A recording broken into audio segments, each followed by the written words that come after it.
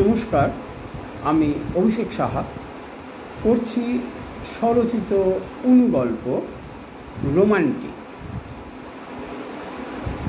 আমার বরটা তো আমার ঘন কালো চুল দেখে প্রেমে পড়েছিল। আমার চুল নাকি ও স্বপ্নেও দেখতে পেত।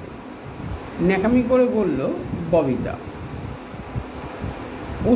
এই সময়টা ওরা চারজন একদম কলেজ জীবনে ফিরে যায়। ওদের ক্লাস 6-এ পড়া মেয়েরা স্কুলে ঢুকে গেলে স্কুল থেকে একটু দূরে একটা বড় বাড়ির বারান্দায় ওরা আড্ডা বসায়, একেবারে মেয়েদের স্কুল ছুটি পর্যন্ত। ততক্ষণ ওরা মা বউ কিচ্ছু থাকে না, কলেজ গোয়িং হয়ে যায়। নিতা, পম্পা, আয়েশা আর ববিতা।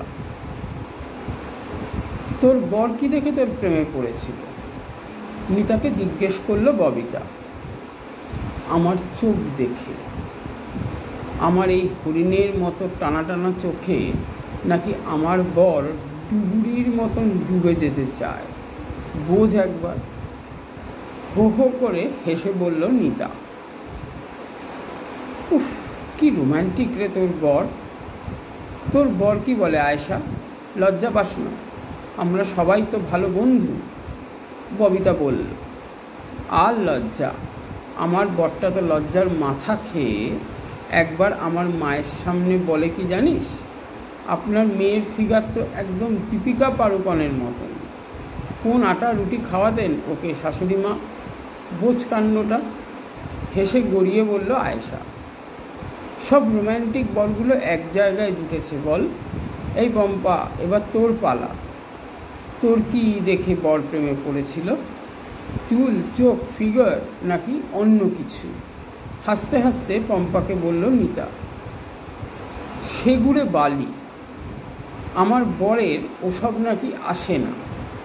মুখ বেঁকিয়ে বলল পম্পা। সে কি রে, কেন? তোর কিছুই ওকে টানে না? ও কি তোকে ভালোবাসে না?